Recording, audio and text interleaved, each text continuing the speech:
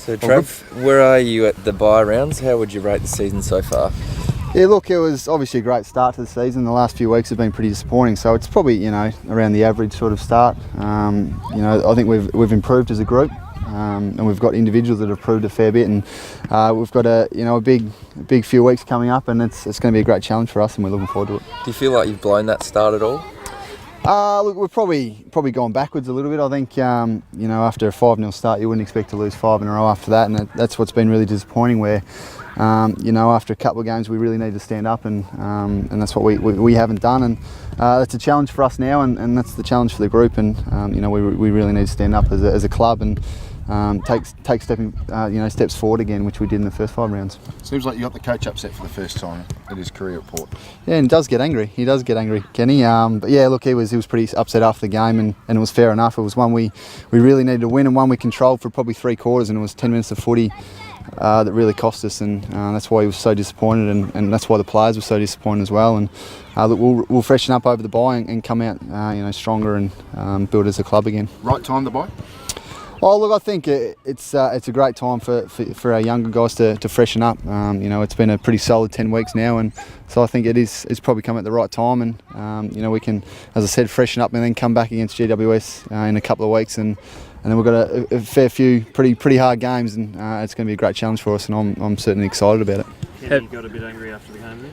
Those voices that sort of... Yeah, he did. It was probably first or second time he's done it for the year. So, but yeah, as I said, it was probably well deserved, because it was one we definitely should have won in the end, and the players were pretty disappointed about it as well. Do you think you're winning 5 straight at the start changed perceptions more than it should have? I mean, the club nothing really changed the fact that you won 5 games. I mean, if you could have looked at the start of the season to 5-5 at the bye, yep, it would have been fine. I mean, you might have not expected to lose against West Coast, but you expected to beat Port Adelaide.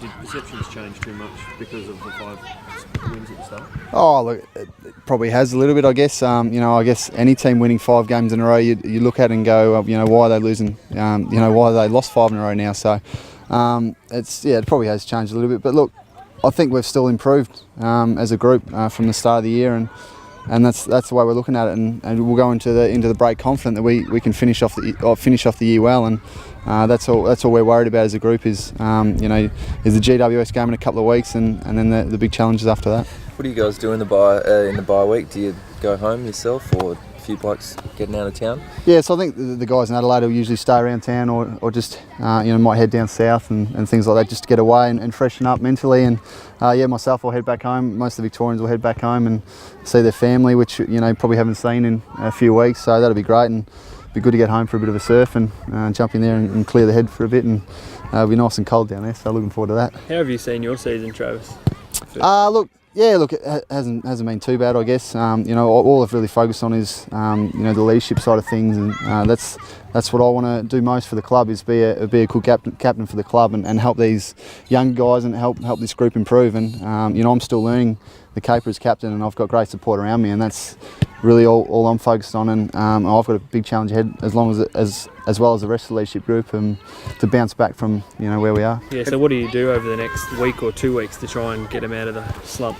Yeah, look, we've spoken to the boys as a leadership group, and we just said, look, go home, mentally freshen up, clear the head, and then come back ready to go again. And we need a group, when the games do get tough, we need a group who want to be desperate and want to win. And probably in the past we've let games slip when it's on the line, and we want to come out as a club and be a team that where our players stand up when we're needed, like the Bulldogs leaders did on the weekend. And that's what we're going to focus on for the rest of the year, is when the game's on the line, we need to stand up as a group. Was there any sense at the weekend of that it might just happen for you at half time? You were 11 points ahead, that you controlled the game, a team you're expected to beat, and then they came out and ripped it away in the third? Yeah, look, it probably looked like that, but I don't think it went through anyone's head that it was game over from any of the boys. And I think just as I said, in the third quarter, their leaders just really wanted it more, and for some reason our guys were beaten to the footy. Our contested ball was down in the third quarter, and I think our effort was still there. It was just